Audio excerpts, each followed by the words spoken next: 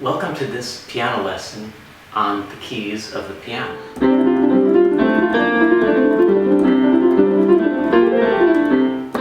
Hi, I'm Damon Ferrante.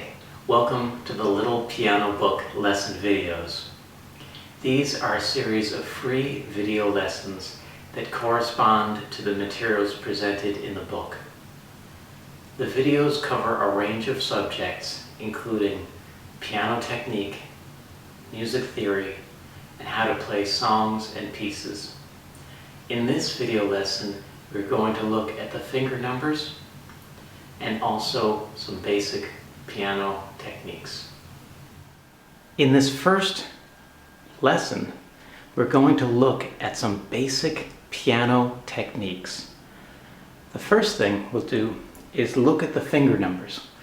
In piano, the thumb is finger number 1. The pointer is finger number 2. Middle finger is finger number 3. Ring finger is finger number 4. And pinky is finger number 5. This is true for both hands, and it's absolutely true for the rest of your piano studies. Thumb is always 1. Pointer is always 2. Middle finger is always 3. Ring finger is always 4, and pinky is always 5. That's something right off the bat you should memorize. The next thing I'd like to talk about is basic piano technique. And piano is a very natural instrument to play. The one thing we want to think about is having curved fingers. When you play, to start off, pretend you're holding a ball or a piece of round fruit like an orange or an apple, and then turn your hand over. For the sake of this video lesson, I'm going to turn my hand to the side, and you'll see that there is a curvature to the fingers. We want to maintain that curvature even if your fingers are nearly flat. You want to keep a slight curvature depending on how you're playing in a piece or a song. What you want to avoid is the knuckle, any of the knuckles bending back against itself. That's unnatural anyway. It's not going to feel very good, and it's also going to increase your chances of slipping off a note and making a bad tone or bad sound on the piano. It's the same is true for the left hand. If you pretend you're holding a piece of fruit and then turn your hand over, you'll see there's a curvature here, and you want to maintain that. So the same technique is true for both hands. The next thing I'd like to talk about is releasing keys. When people start playing the piano, quite often they forget to lift a finger off the key once it is played. So let's try a simple 5-finger exercise. And to do this, let's talk about middle C, and we'll find middle C. If you're playing a piano or a keyboard, you'll see groups of 3 and 2 black keys, like this. Here are 3, here are 2, here are 3, here are 2. If you look roughly to the middle of your piano keyboard, you'll see 2 black keys, in this case right here. Then, to find middle C, you'll go directly to the left of the 2 black keys. And with your right hand thumb, let's try playing middle C. So let's try that one more time. Let's locate the 2 black keys in the middle of the piano keyboard, and then go directly to the left of the 2 black keys to the white key right here, and that's C. So now let's try a little exercise where we'll play 1, 2, 3, 4, 5 with our right hand. And we're going to place our thumb on middle C, second finger on D, third finger on E, fourth finger on F, and pinky on G. And then all we'll do is walk up and down, and it will sound and look like this. 1, 2, 3, 4, 5.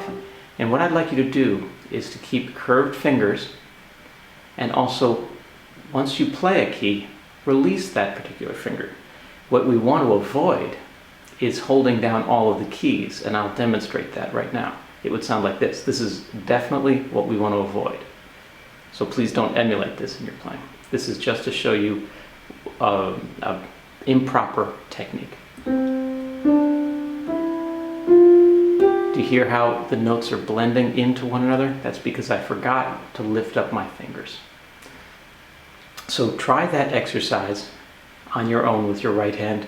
You can also try it with your left hand, starting with your pinky on middle C and just playing 5, 4, 3, 2, 1 and lifting up those fingers.